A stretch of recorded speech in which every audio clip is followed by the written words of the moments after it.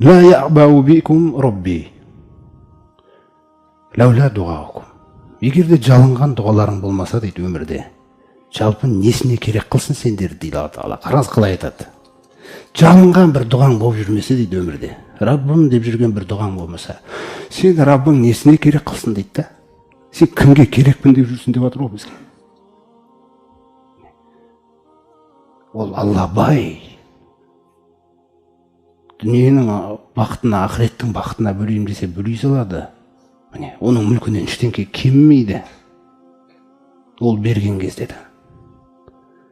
Бірақ біздің осындай Раббым деген қателігімізден кейінгі де осындай бір Раббым деген дауыстарың болмаса дейді, сендерде неменесіне керек қылсын Раббым дейді.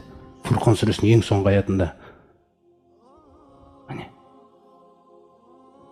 Осы нәрсені түсінсе, адам тәкаппарлана ала ма енді? Өзіңіз ойлаңыз.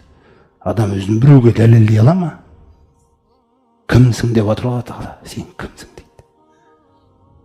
Сен тек қана маған жалбарыну үшін жараланғансың дейді болды. Сол жерде дейді сенің сәнің де мәнің де